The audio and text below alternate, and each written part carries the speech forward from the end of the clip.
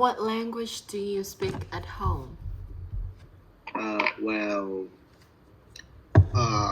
obviously, I am a Vietnamese, and so I only speak Vietnamese in my house. There is really no reason to speak an additional language like English or any other thing. So, do you speak any other language? Oh, yes, of course I am. I'm actually a bilingual, and my mother language is Vietnamese, and I'm also studying English for academic purpose. And yeah, I'm learning it right now. Uh, what is the best way to learn a foreign language? I think the best way to, you know, s- like, you know, learn an additional language is through experience, right? So, what I mean by that is not only as we learn things like word or grammar, but but the more important things is to learn the pronunciation, the context of the word you're saying, and how you should say and the fluence of your speaking. So, like for example, in English, right? I learned a lot of this, English speaking through not like textbooks and like from the teacher showing slideshow, but from films and YouTube and music and things like that. Because when you actually hear how the language is being, you know, how people really speaks with that language, you know how to express the word and how to use the vocabulary and grammar correctly. So I think that is the way to go. What is your opinion about English as an international language? Well, I'm pretty like it because I think that we should have an international language, and for now is probably English. It's because it helps people in another country to connect with each other and to communicate with each other, and it also reduce the amount of pressure um, on humans because we just need to learn like one like the essential is just one international language, and we do not have to learn all others language, but it also necessary if it depends on our purpose of life and academic. But I really agree and support the idea of English as an international language is really helpful. Um, you will have to talk about the topic for. I'm sorry. Describe a celebration that is important in your country.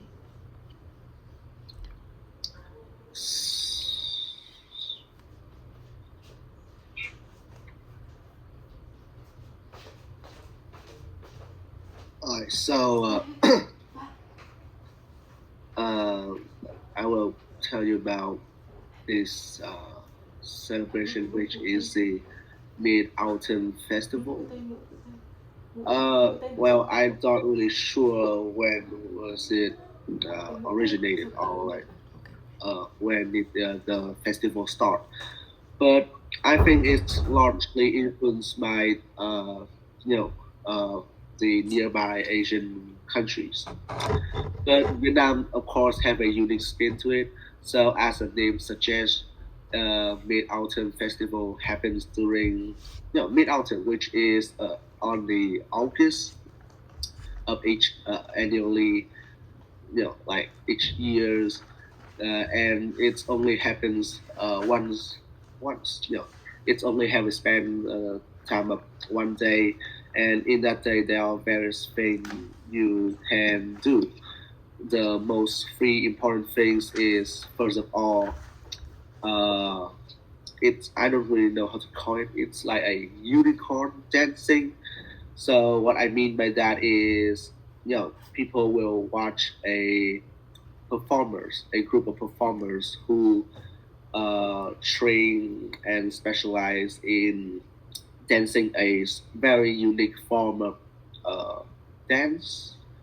It's like an art called unicorn dancing, which like at least two people will be the unicorn legs, and one will be responsible for the head with all the head movement and jaw, while the other is the lower part, which sometimes they can control the tail, and they dance doing spectacular tricks and so on.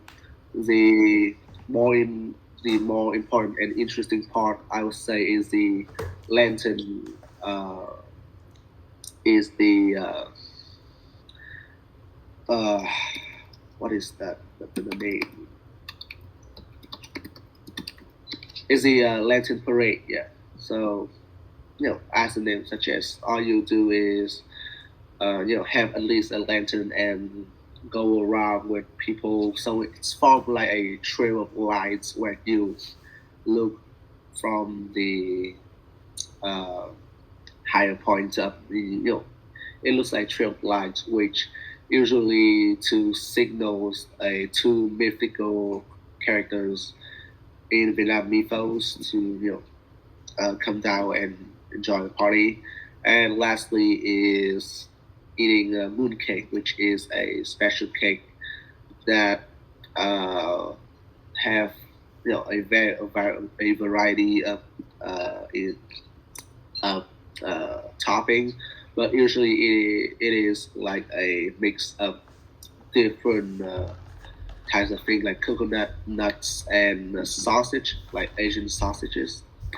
And normally people, it's like a reunion, not really, but like a family town, like a bonding town when the elderly and their children can sit down, have a tea, and have a piece of mooncake together. So, and that is also what I really like about this celebration is that not only that there is, a lot of things to do, and sometimes I can hang out with my friends.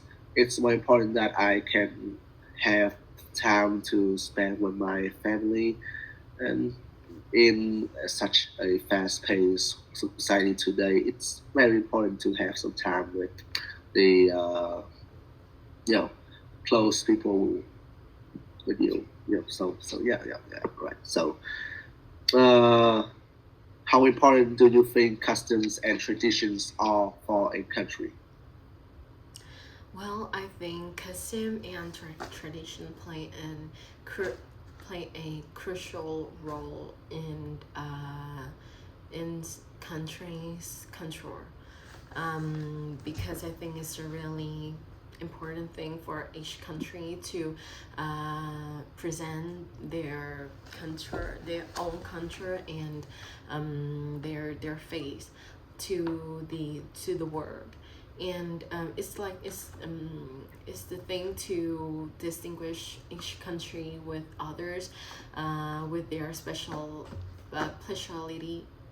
speciality, and with their own tradition, with their own custom. It could like make them outstanding of other country, and it help them to ensure their identity, and yeah, show their culture, and their own tradition with the world. So like it could also help to contribute to the diversity of the culture in all over the world. Do you think that a country's customs and tradition are just as important to younger people as older people? Why and why not?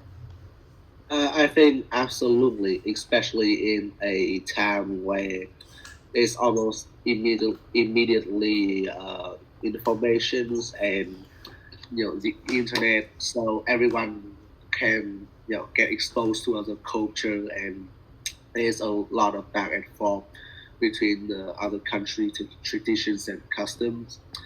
And so, in such a melting pot of the world, if a country can maintain their unique identity and set a you know tradition and unique things to themselves, uh, it is guaranteed for them to uh, like preserve their history, right?